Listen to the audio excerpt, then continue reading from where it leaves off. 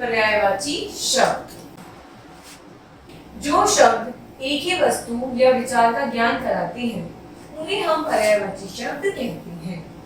नीचे कुछ महत्वपूर्ण पर्यायवाची शब्द के अनुक्रम दिए गए हैं।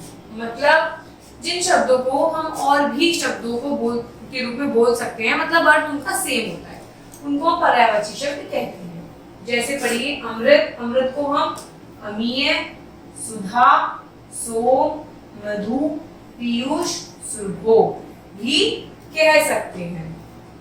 असुर को दानव, दैत्य, निशाचर, राक्षस, रात्रिचर। अग्नि को बेटा अनल, पावक, दहन, आग, हुताशन। मतलब इन सबका मतलब क्या होगा? अग्नि ही होगा। अश्व, घोड़ा, तुरंग, घोटक, बाजी, हरि। आकाश, गगन, व्योम, अंबर, शून्य, खम। आदमी, नर, मनुष्य, मानव, मनुज, पुरुष। आनंद को, आनंद मतलब खुशी होना, हर्ष, उल्लास, आमोद, प्रमोद। इंद्र, सुरपति, देवेंद्र, सुरेंद्र, देवराज, सुरेश। ईश्वर, प्रभु, परमात्मा, अगोचर, अलख, ब्रह्मा। कमल, अरविंद, जलज, पंकज, नीरज, अंबुज।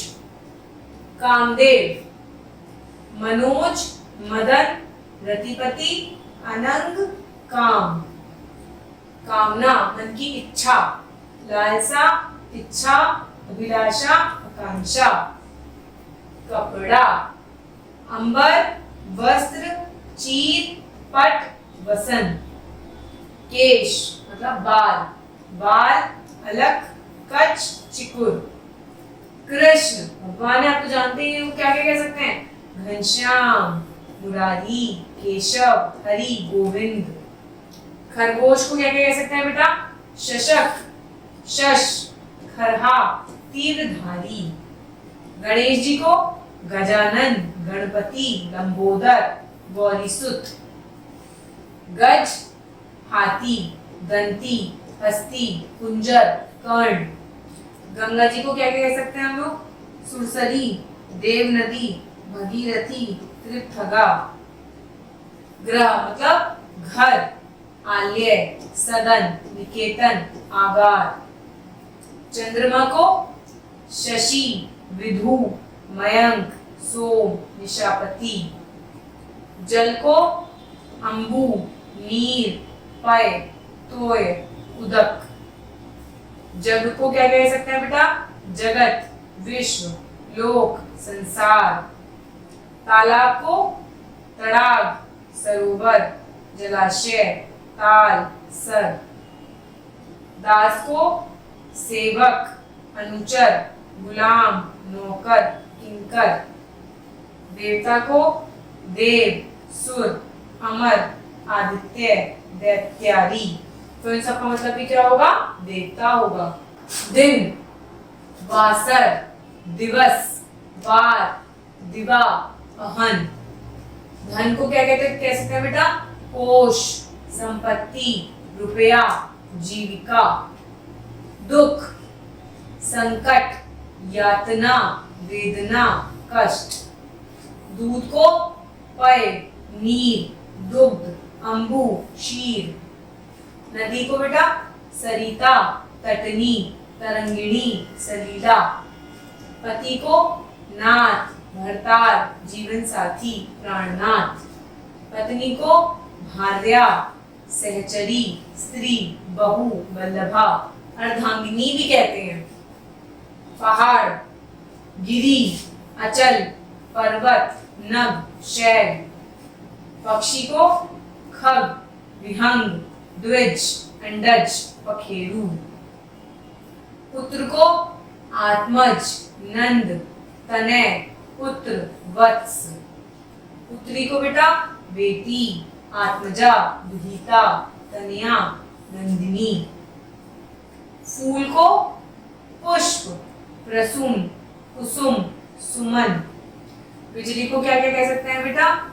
विद्युत, चपला, चंचला, दामिनी। बादल को घन, जलद, वारिद, नीरद, जलधर। ब्रह्मा को लोकेश, विधाता, प्रजापति, कमलासन। मधुकर को भौरा, अली, षटपद, मधुप, भ्रमर। राजा को क्या कह सकते हैं बेटा हम लोग? नृप, नरेश, नरेंद्र, शतीपति, भूपति। रात्रि मतलब रात, यामिनी, निशा, रजनी, रात, विभावरी। लक्ष्मी को कमला, रमा, मनोरमा, श्री, हरिप्रिया। वृक्ष को पादप, तरु, विटप, द्रुम, पेड़। शिव को शंकर, कैलाशपति, त्रिपुरारी, नीलकंठ। सर्प मतलब सांप को क्या क्या कह सकते हैं हम लोग? भुजंग, उरग, विषधर, व्याल, नाग, सूर्य। दिनेश, भानु, भास्कर, रवि, दिनकर।